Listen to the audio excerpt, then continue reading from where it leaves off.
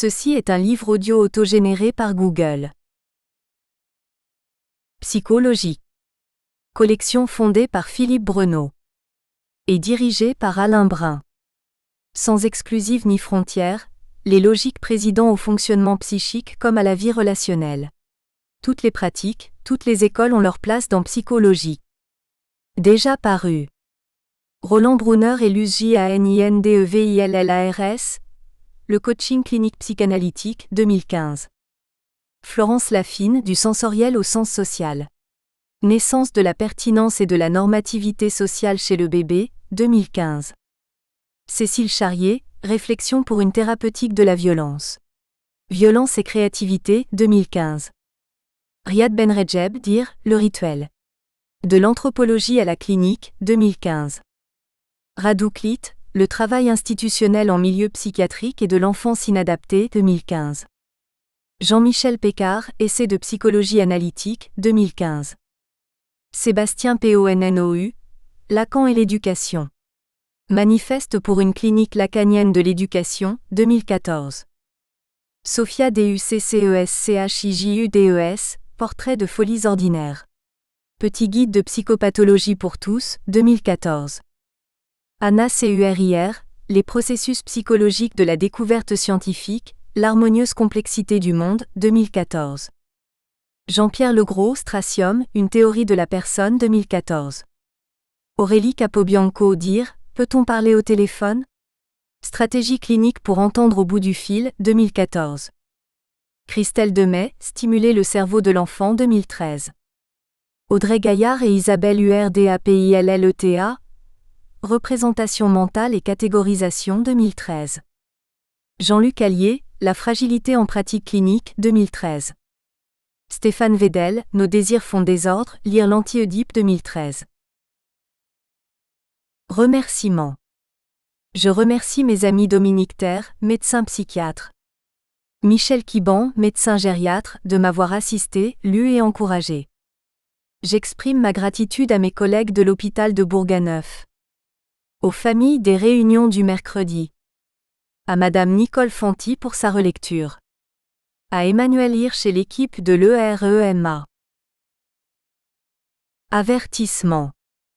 Par le passé, les hommes occidentaux ont tenté de comprendre leur corps et son cerveau en comparaison avec des machines, les techniques agricoles, de terrassement, de l'hydraulique, de la construction. On en trouve encore trace dans les mots de l'anatomie courante: canal, trachée, conduit, astragale, colonne, flux, irrigation, souffle, voûte, mise en culture, drainage, ventricule, cloison, etc. Cette comparaison semble avoir poursuivi deux buts. Donner forme à cet amas de chair et d'os qu'est le corps ouvert ou blessé, répondre au malaise de la vue du corps en décomposition en le projetant dans une machine incorruptible. Aujourd'hui, le cerveau est comparé à une machine informatique qui traite de l'information avec des neurones qui jouent le rôle de composants électroniques, des modèles physiques en réseau. Aucun spécialiste n'est dupe longtemps de ces comparaisons d'un organisme avec la machine, mais la prudence est de mise. On se souvient que Claude Bernard s'en était déjà méfié en créant le concept de milieu intérieur. Le préjugé machinique a la vie dure et il est protéiforme. La volonté d'enserrer le vivant dans la physique est toujours présente. Les mots système, structure, connexion, centre sont parfois préférés à ceux d'organisation et d'organisme. Moment parlant de la neurologie, moment où le médecin explore en situation d'entretien les récurrences de lésions sur le comportement et les facultés dites supérieures de son patient, la neuropsychologie est un acte clinique essentiel, acte qui vise aussi à panser les plaies de l'esprit du patient blessé et angoissé. Certains discours veulent s'adosser à la neuropsychologie d'investigation des récurrences de dommages cérébraux, pour construire une neuropsychologie hors les murs de la neurologie clinique. Cette nouvelle neuropsychologie désire apprendre de ces dommages ou injures cérébrales des aspects de la vie mentale opératoire des individus, calculer, reconnaître une forme ou lire par exemple, en référence aux sciences cognitives et à l'imagerie médicale. Tout cela pose des questions éthiques dans l'accompagnement des malades Alzheimer pris entre la pression des modèles physicalistes, le désir de pénétrer la vie mentale, les politiques de prévention quand elles existent et les fortes contraintes budgétaires. Le mot neuropsychologie contient celui de psychologie, Faut-il aller plus loin et constituer une psychologie souchée sur la neurologie et qui ne pourrait en être que l'épiphénomène à la faveur des techniques d'imagerie et du testing? Faut-il au contraire rester dans le domaine de la neurobiologie, en lien avec la psychopathologie associée à la psychologie génétique d'un Jean Piaget par exemple? Ces questions ont leur importance pour la compréhension de la maladie d'Alzheimer, le perfectionnement éventuel de son modèle physiopathologique en modèle physio-psychopathologique, et surtout l'accompagnement des malades, en particulier ceux qui sont enfermés dans la maladie. Les pouvoirs publics savent que la maladie d'Alzheimer progresse ainsi que les coûts. Cette réalité de la dérive des coûts a des conséquences sur les métiers de soignants, de médecins, l'organisation des soins. L'État aura donc tendance à bousculer les uns et les autres parfois de façon désordonnée, confuse et hasardeuse. Les experts qu'il se donne au gré des circonstances ont en conséquence une grande responsabilité dans le colloque avec les ministères. Le contexte de compétition entre les savoirs au sein de l'université, les enjeux économiques, les conflits d'intérêts complexifient la donne. C'est l'objet de cet ouvrage. C'est donc à une physique repeinte, aux couleurs de la psychologie, qu'a été réduite la biologie. J.P. Dupuis. Tension budgétaire, compétition des savoirs et recomposition des métiers. La problématique de l'extension ou de la dimension psychologique de la neuropsychologie, ce qu'elle recèle aussi de reconfiguration souhaitable ou non souhaitable pour les métiers et les savoirs, s'inscrit dans un climat de très fortes contraintes budgétaires et de compétition entre les savoirs. Des disciplines autres que celles de la neurologie veulent s'adosser à la neuropsychologie à la faveur de la montée en notoriété des sciences cognitives et des crédits disponibles. La théorie de l'implantation dans le cerveau d'un conditionné qu'il soit de forme numérique, cybernétique, symbolique, logique et qui rendrait compte des conditions des processus mis en œuvre pour les opérations de cognition, des conditions par conséquent d'intelligibilité de l'activité de connaissance du cerveau, ouvre des perspectives nouvelles. La question est de savoir lesquelles car le domaine de la cognition est très vaste et peut inclure des activités cognitives jusqu'ici délaissées ou peu connues comme les activités symboliques, sociales et celles psychiques. Que faut-il entendre par cognition? Les définitions de ce qu'est une cognition sont parfois floues, peu adaptées au vivant, quelquefois contradictoires ou approximatives. Une cognition est-elle de l'ordre de la représentation d'un monde prédéfini, d'une représentation interprétative, d'une construction à deux d'un monde commun, une question posée à un organisme en situation dans un monde mobile, un processus actif producteur d'hypothèses, ce que je perçois est-il un leurre, une ombre, un simple reflet, et d'action motrice, ralentir le pas, se tapir, incurver sa direction, une activation de représentations mentales internes comme des archétypes, des images ou des symboles? Le monde dans lequel évolue un organisme peut-il être dit prédéfini, quand on observe les variations infinies et inattendues de son milieu de vie? La notion de cognition est polarisée entre deux versants du concept de représentation. La représentation d'un moment du monde environnant par l'interprétation de ce que l'organisme en perçoit à partir de stimuli, la représentation par recours à des représentations internes déjà là à la manière de la philosophie de Platon. Ce qui pose le problème de la constitution de son substratum. Celui-ci est-il fait de symboles physiques manipulables, à l'exemple d'un ordinateur qui reconnaît des symboles indépendamment de leur sens, de nombres et d'algorithmes, de propriétés dites des émergences issues des travaux de Sherrington et Pavlov mais jusqu'ici inobservables pour les réseaux neuronaux?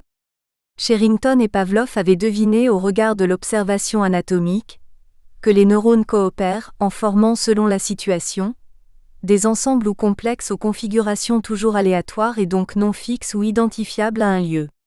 De cette complexion probabiliste et non prédictible des neurones émerge un comportement cohérent.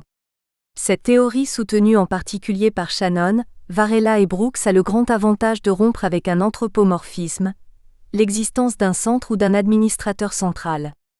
Pour prendre une image, on passe du centralisme au principe de subsidiarité, mais n'est-ce pas un autre anthropomorphisme? À quelles conditions une cognition peut-elle être dite vraie? Quand la représentation est adéquate à son objet, quand l'organisme a su trouver le comportement adapté? Que fait un organisme quand il acquiert la connaissance des événements et objets de son environnement? Comment peut-il le faire? Que fait un organisme quand il ne veut pas connaître ou avoir à connaître de certains événements ou objets de son environnement interne et externe? Que fait-il quand il se refuse à en connaître car la chose est trop douloureuse ou l'environnement dangereux? Hivernage, retrait, nidification, position dépressive et hibernation, chasse, pêche, soins ou petits ont un sens profond pour la cognition animale et humaine.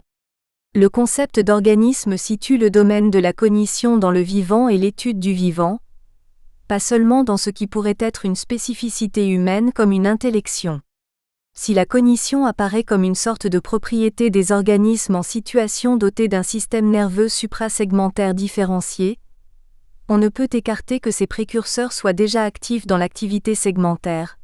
Sinon, il faudrait supposer que la cognition tombe du ciel comme un logo spermatique ensemençant dans la conception des premiers stoïciens, l'eau, l'un des 4 éléments de leur physique. Cela dit, tout cela n'est tout de même pas mal pour un organe composé à 80% d'eau. Les oiseaux migrateurs se guident vraisemblablement sur le champ magnétique terrestre, sur les étoiles, et des repères topographiques mémorisés. Le martin pêcheur sait atteindre sa cible qui chemine sous la surface de l'eau sans connaître la loi de réfraction de Snell. Le loup et le renard sont capables de faire le mort pour donner le change. La bécasse sait se fabriquer un emplâtre sur une patte blessée. Le chat sait se protéger du soleil brûlant et sortir à la nuit. Les chasseurs, pêcheurs et ornithologues pourraient fournir bien d'autres observations sur l'intelligence dans le monde animal. L'activité cognitive de l'organisme humain connaît des ruptures, des blancs, des erreurs et aussi des refus de connaître. Elle est continuellement parasitée par la vie affective et représentative qui la transforme en activité discontinue et perturbée. Parasitage heureux, qui la fait activité vivante pour un organisme en situation. Autrement dit, elle n'est pas que d'adaptation mécanique au milieu mais aussi participante à la création d'un environnement et à la modification de celui-ci. Qui n'a pas observé le refus de prendre connaissance ou de se remémorer des événements par trop pénibles? Les comportements de retrait, d'auto-ralentissement et de protection chez l'homme et les animaux? La neurologie et la psychologie sont bousculées par des disciplines nouvelles qui se construisent dans le champ des sciences cognitives, mais aussi anciennes, ou qui réapparaissent comme la philosophie de Brentano et de Husserl. On parle aujourd'hui d'une toute jeune discipline au courant, la neuropsychanalyse dont la Société internationale réside à Londres. La dimension anthropologique s'invite à l'occasion de l'étude des cognitions de l'organisme humain, confronté au changement de son milieu culturel, de vie, de son contexte technique. Ce n'est pas par hasard que des chercheurs espèrent de l'étude des machines, une connaissance de la cognition humaine et animale. Que peut la neurologie face à ce qui pourrait ressembler à un débordement sans se fermer ni se désorganiser, afin de rester en prise avec les malades, les familles, bref, avec les réalités cliniques, organiques et la souffrance. À trop s'ouvrir, elle risque la dissolution hors du champ de la médecine clinique. À se replier, elle risque d'ignorer ce qui la concerne et l'interroge. Le recours aux métaphores. La grande difficulté de la théorie du conditionné ayant pouvoir de rendre intelligible l'activité cognitive du cerveau est de transformer celui-ci en espace de projection fourre-tout. Kant s'en était prémuni par la méthode transcendantale, Husserl par celle de l'épochet, Freud par la méthode du banquet socratique, symposium et la pratique kantienne de l'objection, Pascal par la logique et l'expérimentation du puits de Dôme, Claude Bernard par sa pratique de laboratoire concrète, Popper par la sommation de l'erreur. Penser c'est peser, mais comment peser et avec quels outils? Que peut la psychologie devant les théories du procès sans sujet? Des modélisations machiniques du cerveau où la subjectivité n'est qu'un effet de système? Que peut-elle au regard de sa possible dissolution dans l'épiphénoménisme? Cette question n'est bien sûr pas nouvelle puisqu'on en trouve trace chez Lamétrie, Brentano, Freud ou Schopenhauer, Turing, Husserl et Lacan. Georges Chapoutier, neurobiologiste, et Frédéric Kaplan, École polytechnique de Lausanne, ont montré comment les hommes, dans l'histoire occidentale, ont tenté de comprendre le fonctionnement de leur corps et du cerveau à l'occasion de leurs inventions techniques. Dans l'amados de chair et de viscères, l'homme occidental a voulu voir, écrivent-ils, des machines de son temps. Clepsydre, Réseau de canaux, pompes, poulies et contrepoids, soufflets de forge, chaleur, électricité, esprits animaux, mouvements horlogers ou hydrauliques, automates de Vaucanson, ordinateurs numériques, on nourrit l'imaginaire. Sortir des réalités biologiques, c'est aussi feindre de s'affranchir quelque peu du pourrissement du corps dans la terre. Est-ce l'actif du désir de se survivre dans la machine, dans le fil de l'inventivité technique protectrice de la décomposition affreuse du corps ?